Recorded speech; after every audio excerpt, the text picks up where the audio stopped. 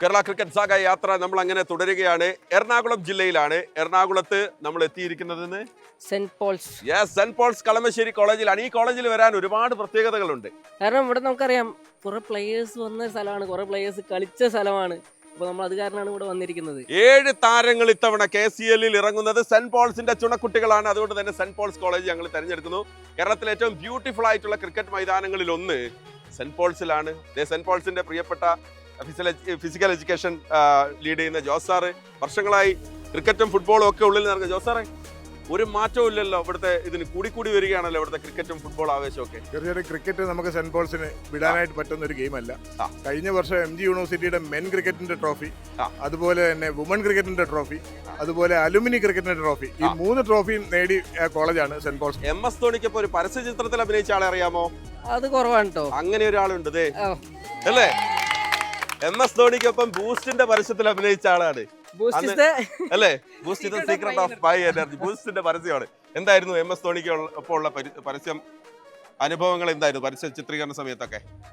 നല്ലൊരു അനുഭവമായിരുന്നു. ഇപ്പൊ ഞാനൊരു ക്രിക്കറ്റർ എന്ന രീതിയിൽ MS ധോണിനെ കാണുമ്പോൾ ഒരു എക്സൈറ്റ്മെന്റും എല്ലാം വളരെ ഹൈപ്പിലായിരുന്നു. അപ്പോ ശരിക്കും ക്രിക്കറ്റർ അല്ലേ?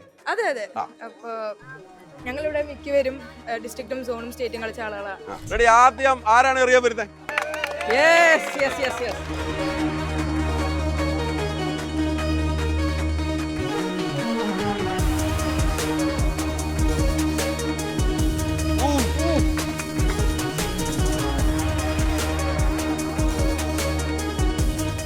നമുക്ക് ടിക്കറ്റ് കൊടുത്താലോ? പിന്നെ ജോസാർ എത്തി. ജോസാർ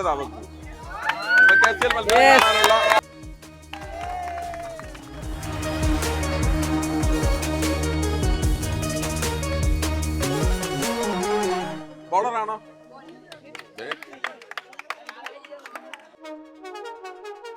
സന്തോഷായി, താങ്ക്സ്.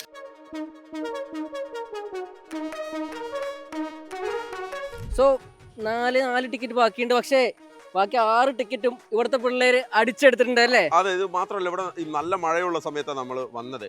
മഴയൊന്നും ഒരു പ്രശ്നമേ അല്ല അവർക്ക്. അപ്പുറത്ത് ക്ലാസ് നടക്കുന്നുണ്ട്. പക്ഷെ അവർ ഇറക്കി തന്ന ജോസാറെ പ്രത്യേക നന്ദി, താങ്ക് യു. മാത്രമല്ല ഇവിടെ സെന്റ് പോൾസ് കോളേജ് കേരള ക്രിക്കറ്റിനെ സംബന്ധിച്ചിടത്തോളം എന്നെന്നും അഭിമാനമാണ്. അതിങ്ങനെ തുടരട്ടെ. KCLലെ 7 പിള്ളേര് 8ഉം 9ഉം 10ഉം 12ഉം ഒക്കെ ആയി അങ്ങ് ഉയരട്ടെ. ഈ ടിക്കറ്റ് ഞങ്ങൾ കൊണ്ടുപോകുന്നില്ല. ഇത് ഇവിടുത്തെ മിടുക്കരായിട്ടുള്ള സ്റ്റുഡൻസിന് നൽകുക ക്രിക്കറ്റ് രംഗത്തെ. അപ്പൊ അവരെല്ലാവരോടും കളി കാണാൻ വേണ്ടി എത്തുക. KCL മത്സരം ഓഗസ്റ്റ് 20 മുതൽ തിരുവനന്തപുരത്ത്. അപ്പൊ നമ്മുടെ യാത്ര ഇനിയും തുടരും. ഇടുക്കിയിലേക്ക് പോവുകയാണ് സാർ. Thank you. അപ്പൊ ബൈ.